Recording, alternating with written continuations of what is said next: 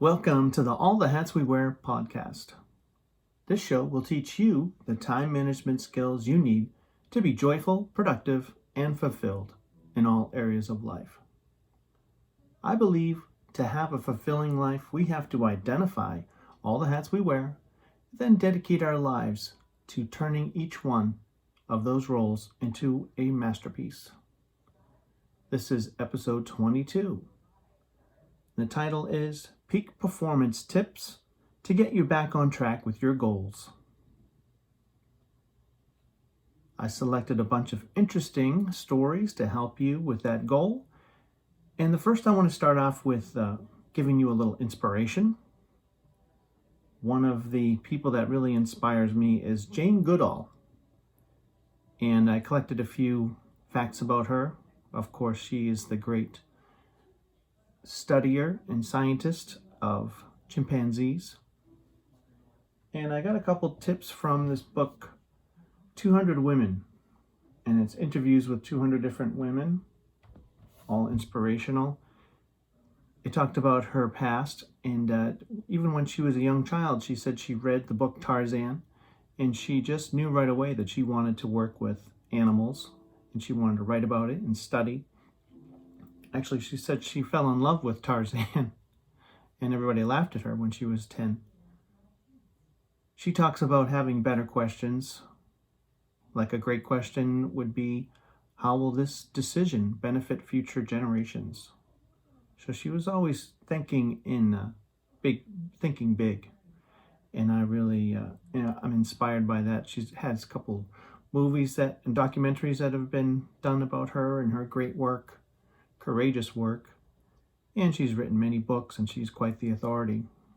So, quite inspirational.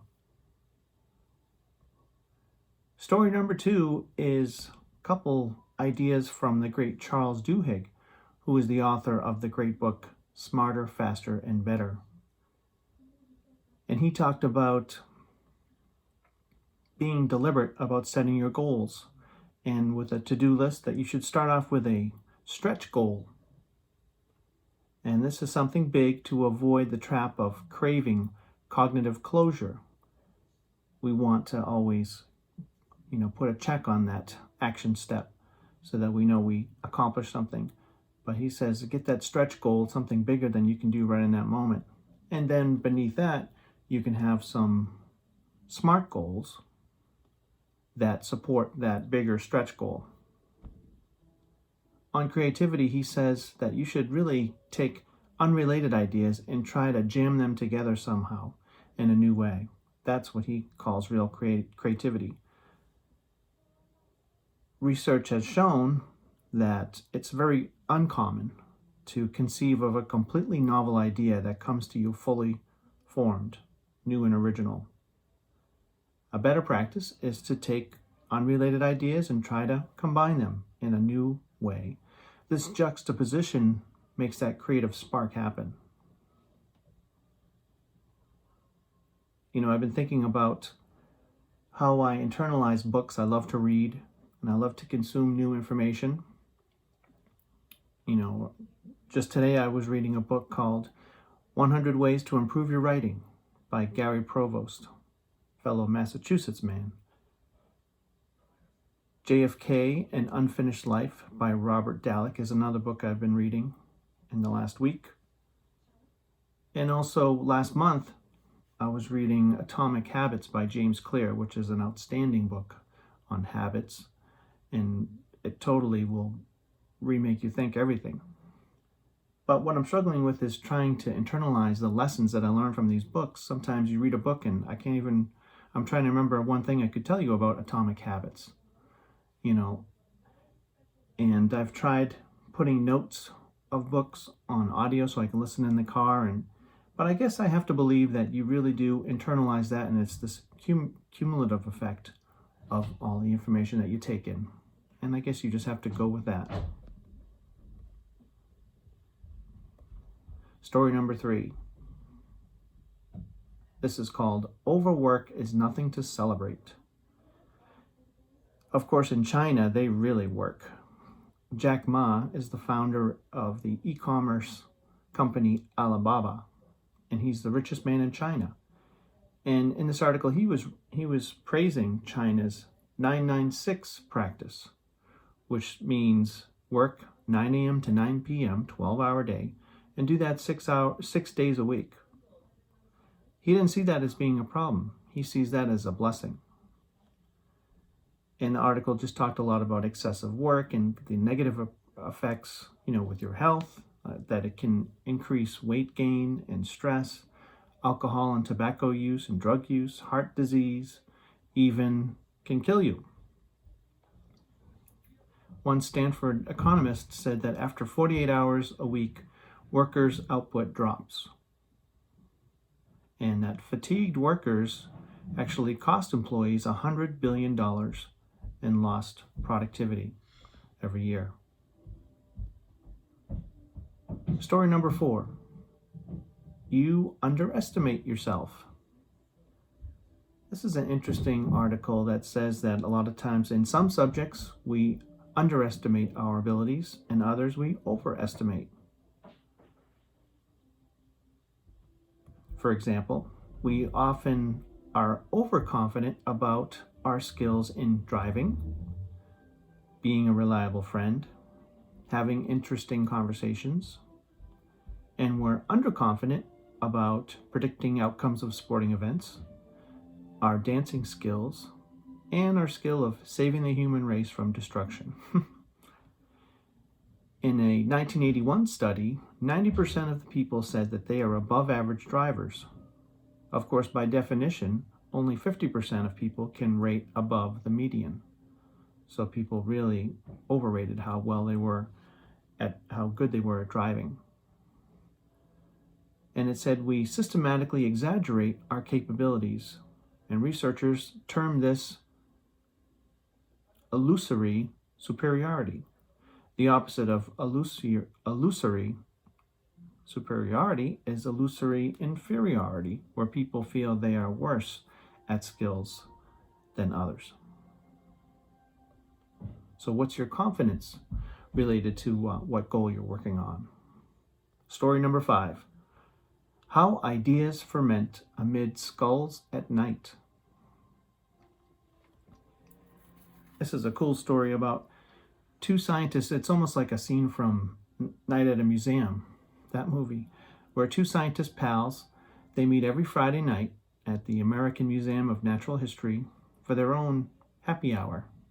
They have plenty of beer and drinks, and over the past 10 years, they've jointly written 10 books and scores of research articles, and most of their ideas came from their little meetings, their own speakeasy. And they said they don't get drunk, they just get enough so that they can drop their inhibitions and they can be more imaginative and creative. I often think that politicians should be required to have a couple shots before they start talking so we can really hear what they think. Story number 6. Mel Robbins was interviewed in Success Magazine about time management, and I really like what she said. She was talking about the real reason that we check our phone 150 times a day on average, which is incredible. It is related to a principle called random rewards. And this is the same principle of why we go to a casino and pull the lever for that slot machine over and over and over again. You keep checking because you want to see that, you want to get that little random surprise. Every once in a while, you get an email, you get a text, you get a new update. And it's the same principle. Very interesting. Story number 7. This was an obituary about a woman named Shannon Kent. And her title was a cryptologic technician. But really, her occupation was warrior. She's really badass. She worked alongside Navy SEAL teams and other elite forces. She was a chief petty officer in the Navy, but she did a lot more. She was out there with the teams. Her strengths were extracting intelligence found on raids, eavesdropping, relationship mapping, tactical questioning. She was basically a one-stop shop for finding bad guys. reminded me of today's Boston Globe. They talked about the first female Green Beret was named recently. And also I was watching the movie The Old Guard. It's on Netflix right now, and it's starring Charlize Theron, who's one of my favorites.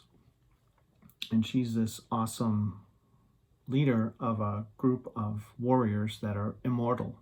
So she's from way, way back, thousands of years. And people in her crew have, fought for Napoleon. And it's really kind of an interesting premise. I'm not sure if it's a great movie yet, but it's certainly cool sounding. Story number 8. There was an article I read that talked about how the Rolling Stones in 1981, they hadn't performed for 3 years, and they were holed up in Massachusetts at a small recording studio in North Brookfield, rehearsing for their next American tour to support their Tattoo You album, which was one of their best. And they did a surprise concert in Worcester, a little tiny town here in Massachusetts, central Mass. And the club is called Sir Morgan's Cove. They chose this club because it was pretty small and it was a pretty raunchy little club. And nobody knew it was going to happen. It was a great secret. The radio station, the local rock station, WAAF, gave out tickets for anyone that had the WAAF t-shirt that day, I guess on the streets. They only seat 300 people, so 300 very lucky people got to see just under an hour long set by the Rolling Stones, as 4,000 people waited outside in the pouring rain when they found out a little bit too late. The show, I guess, opened with 2 cover songs. Everybody Needs Somebody to Love. Everybody. And a song called Mona, which I don't know. And their third song was the first Stone song, Under My Thumb. And I looked up their set list. And wow, a lot of big hits. They closed with Jumpin' Jack Flash, Shattered, She's So Cold, Hang Fire, Honky Tonk Women, Start Me Up was their live debut of Start Me Up. And of course, Sympathy for the Devil, one of my all-time faves. So that would have been something. So, this relates to peak performance in that you can get inspiration from thinking back to a moment in history, a special moment.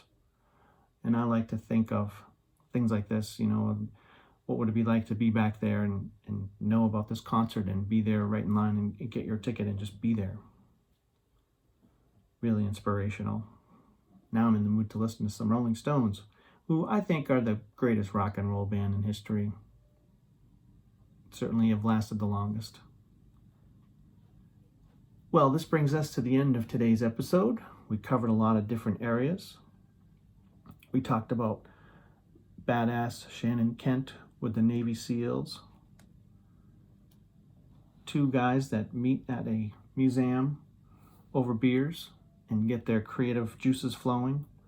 How we often underestimate or overestimate our own skills.